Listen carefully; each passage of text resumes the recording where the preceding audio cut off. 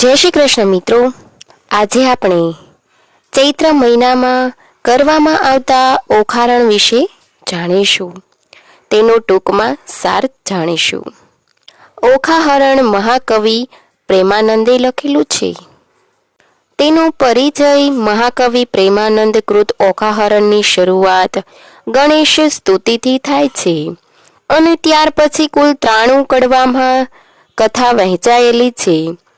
ઓખાહરણ એ ગુજરાતી ભાષાના આખ્યાન સાહિત્યકાર પ્રકારમાં ગણાય છે. ઓખાહરણ એ ગુજરાતી ભાષાના આખ્યાન સાહિત્ય પ્રકારમાં ગણાય છે.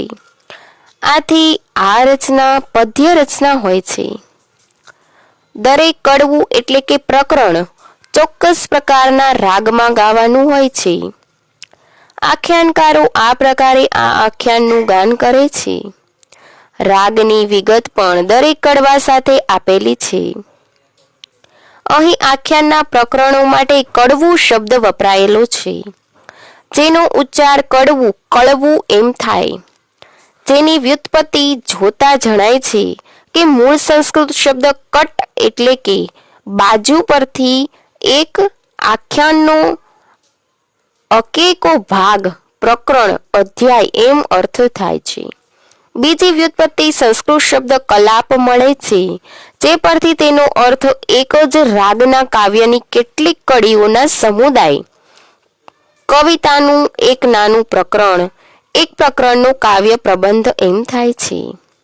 કડવાની બધી લીટી એક જ રાગમાં ગવાય. હવે આપણે તેનું કથાસાર જાણીશું.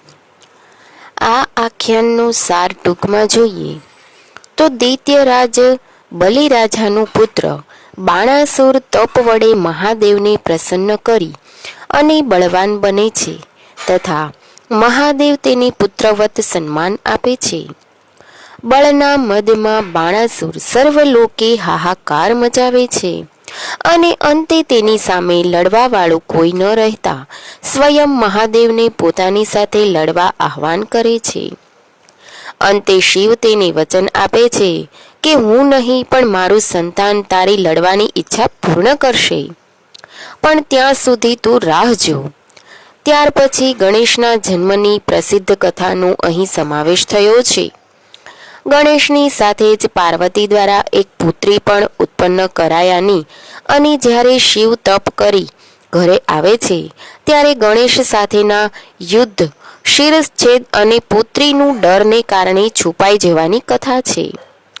આ પુત્રી તે ઓખા, જેને પોતાના ભાઈની વહાર કરવાને બદલે ડરપોક બની છુપાઈ જવાની સજા રૂપે પાર્વતી દ્વારા દૈત્ય વંશમાં જન્મનો શાપ મળે છે. અંતે ઓખાની કાકલુદીથી પીગળી પાર્વતી તેને દૈત્ય કુળમાં જન્મ છતાં દેવકુમાર સાથે લગ્ન થવાના અને તપશ્ચાત પોતાના દ્વારા તેનો સ્વીકાર થવાના આશીર્વાદ આપે છે. આ ઓખા દૈત્યરાજ બાણાસુરને ત્યાં પુનઃ જન્મ પામે છે અને ઓખાના જન્મ સમયે આકાશવાણી દ્વારા બાણાસુરને ચેતવણી મળે છે કે આ કન્યા દેવકુમારને પરણશે અને તે પરણશે ત્યારે જમાઈ દ્વારા તારા બળના અભિમાનનો નાશ થશે. ઓખાને કદી પરણાવવી જ નહીં તેવા સંકલ્પ સાથે તેને પ્રધાનની કન્યા ચિત્રલેખા સાથે એક દંડિયા મહેલમાં સઘળી રાજસી સુખ સુવિધાઓ સાથે એકાંત વાસ આપી દેવામાં આવે છે. ઓખા યુવાનીમાં આવે છે. સ્વપ્નમાં પોતાના થનાર પતિનું દર્શન કરે છે.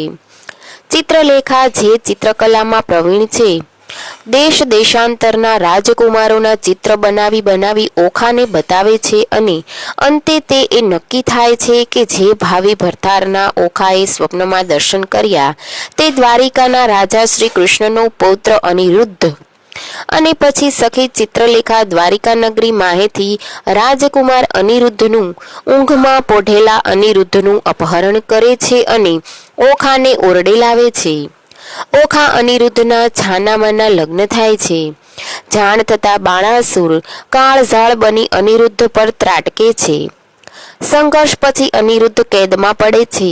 અનિરુદ્ધની વહારે કૃષ્ણ તો પોતાના ભક્ત બાણાસુરની વહારે શિવ આવે છે. શિવ અને કૃષ્ણના યુદ્ધની કથા છે.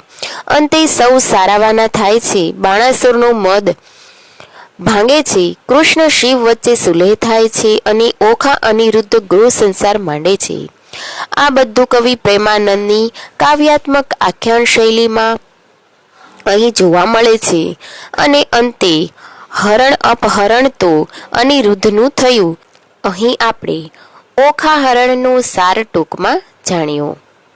જય શ્રી કૃષ્ણ મિત્રો.